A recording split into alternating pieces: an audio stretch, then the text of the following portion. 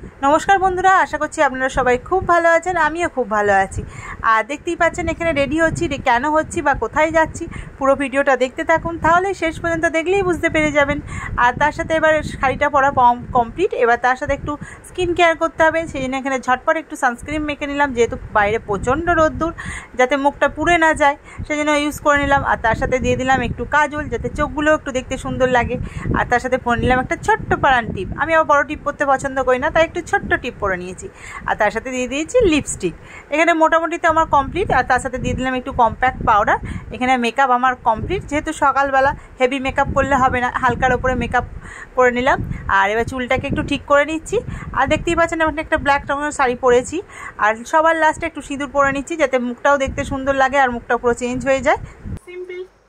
কেমন লাগছে অবশ্যই জানাবেন। চলুন এবার ঝটপট করে, আমি তো রেডি হয়ে গেছি, এখনো মেয়েকে রেডি করাইনি। এবার ঝটপট করে মেয়েকে রেডি করে দিই, তারপরে তো কর্তামশাই রেডি হবে, তারপরে সবাই মিলে বেরিয়ে পড়বো ভোঁ করে। আর আমার বাড়ি, আমার শ্বশুরবাড়ি আর বাপের বাড়ি খুব কাছাকাছি, তাই আমার যেতে বেশি সময়ও লাগবে না। যতটা পারবো ওখানে গিয়ে আবার সেটা বাদবাকিটা আপনার সাথে শেয়ার করব। চলুন, ভিডিওটা দারুণ মজাদার হবে। এখানে মামাও একদম রেডি। মামাও তাকাও, ক্লিপ পরা বাকি আছে মামার। মামাম সেটাই পড়া চলছে। মামামের ক্লিপ লাগানো কমপ্লিট। মামা এবার ব্যাগ নিচ্ছে। আমার ব্যাগের মধ্যে কি নেবে গো? Hand wash, pink bag. Hand ওয়াশটাও তো পিঙ্ক হয়ে গেছে, সব ম্যাচিং ম্যাচিং হয়ে গেছে তো, সব ম্যাচিং হয়ে গেছে। এখানে কর্তামশাইও একটা পাঞ্জাবি পায়জামা পরে নিয়েছে, একদম রেডি হয়ে গেছে। আমরা তিনজনে একদম রেডি। এবার বেরিয়ে পড়লাম রাস্তায়। এখনও তো আমি বলিনি কোথায় যাচ্ছি। এটা হচ্ছে একটা জামাই ষষ্ঠীর ব্লগ। আমরা এখন যাচ্ছি জামাই ষষ্ঠী করতে, তিনজনা মিলে গাড়ি করে রওনা দিয়ে দিয়েছি। আর যেতে যেতে আমাদের এখানে বিখ্যাত মা কালীর মন্দির, অনেক দূর দূর থেকে মাকে দর্শন করার জন্য আসে, সবাই পুজো দেওয়ার জন্য আসে।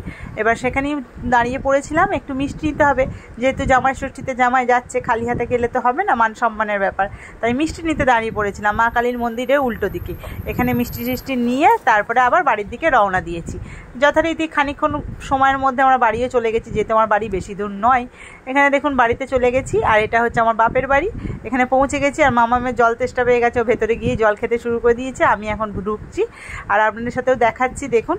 তারপরে ওখানে মা ফোঁটা দেওয়ার জন্য জামাইকে রীতিমতো বসিয়ে দিয়েছে, যেহেতু আমরা অনেকটা দেরিতে এসেছি। আমাদের বাড়ি কাছাকাছি হলেও আমরা সবার লেটে পৌঁছাই, আমরা লেটেই গেছি। এখানে মা জামাইকে আদর আপ্যায়ন করছে, খাতির যত্ন হচ্ছে। এখন জামাই ষষ্ঠী চলছে। এখানে ষষ্ঠীর ফোঁটা দিয়ে যা যা নিয়ম ছিল সেগুলো পালন হয়ে গেছে। পালন করার পর এবার আমাদের তরফ থেকে একটা ছোট উপহার দেয়া হলো মাকে। মা নিতে চায় না, তা আমরা জোর করেই দিচ্ছি। আর মায়ের মুখের হাসিটা দেখুন, হাসিটা দেখেই আমাদের মনটা জুড়িয়ে গেল। মা যতই বলি নেবো না। তারপরে মা আমাদের ষষ্ঠীর ফোঁটা দিয়ে দিচ্ছে সবাইকে, আমাকেও দিয়ে দিল। আমাদের বাড়িতেও আমরা সকালবেলা নিয়েছিলাম, তারপরে মাও যখন দিচ্ছিল মায়ের থেকেও আবার নিয়ে নিলাম। এবার এখানে আমাকে দেওয়া হয়ে গেল, মাম্মামকে মা ষষ্ঠীর ফোঁটা দিচ্ছে। তারপরে এটা হলো আমার দিদিকেও ষষ্ঠীর ফোঁটা দিয়ে দিল, আমাদের তিনজনকেই দিয়ে দিল। আর এখানে সবাই মিলে ফোঁটা দিয়ে নিলাম। তারপরে তো ওখানে তো জামাই তো ওখানে খাচ্ছেই, শুরু করে দিয়েছে খাওয়া। আর যেহেতু আর একটা জামাইয়ের খাওয়া হয়ে গেছে, আমার দিদি হচ্ছে বড় জামাইয়ের খাওয়া হয়ে গেছে, ওরা আগে এসছে, তারপরে ছোটো জামাই খাচ্ছে। এবার ওর খাওয়া হয়ে গেল, দেখুন কতটুকু খেলো, বাদবাকি সবই বলতে গেলে পড়েই আছে। আর তারপরে ও খাওয়া হয়ে গেল, উঠে গেল। এবার আমাকে খেতে দিয়েছে, আমিও বসে পড়েছি।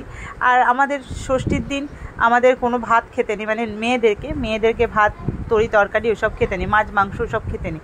আমাদেরকে চিড়ে মুরগি খেতে হয়, মানে ফলাহার, এসব জাতীয় ফল খেতে হবে, আর এরকম চিড়ে মুরগি খেতে হবে। তাই এগুলোই মুখ বুঝে খেয়ে নিচ্ছি, আর কি করব, আর কিছু খাওয়ার উপায় নেই। এখানে মাম্মামও দাদাকে একটু ফোঁটা দিয়ে দিচ্ছে, মানে আমার বাবাকে, ও ষষ্ঠীর ফোঁটা দিয়ে দিচ্ছে। আর বাপি একটা হাম্পি খেয়ে নিল। তারপরে আমার মেয়ে তো সারাদিন দুষ্টুমি করতেই আছে, এখানে খেলা করছে আমার দিদির সঙ্গে, মানে মাসির সঙ্গে খেলা করছে। এবার ওখানে বড়দের খেতে দেওয়া হয়েছে, এখানে বড় জামাই আর ছোটো জামাই দুজনকেই খেতে দেওয়া হয়েছে। আরও থালায় অনেক কিছু ছিল, এবার সেগুলো তোলা হয়নি। এবার ওরা খাচ্ছে, আমিও তার ফাঁকে একটুখানি টুক করে ছবিটা তুলে নিয়ে চলে এলাম। তারপরে মামাম খেতে বসেছে এবার মায়ের কাছে। মামার বাড়ি গেলে ওর আবদারের শেষ নেই, আর দুষ্টুমিরও শেষ নেই। অনেক মানুষ পায়, ওদের সাথে দুষ্টুমি করে, খেতে খেতে শুয়েও পড়েছে, মানে এত খেয়েছে ও আলা পড়ে গেছে। সেই নিয়ে এখন চলছে হাসাহাসি। তারপরে ওকে তোলা হলো। তারপরে তো যথারীতি সারাদিন কেটে গেল। এবার বাড়ি যাওয়ার পালা, গাড়িতে উঠে পড়েছে, এবার বাড়ির দিকে রওনা দেবো। বিয়ে বাড়ি চলে এলাম। আর আমার সত্যি স্পেশাল ব্লগটা কেমন লাগলো অবশ্যই জানাবেন।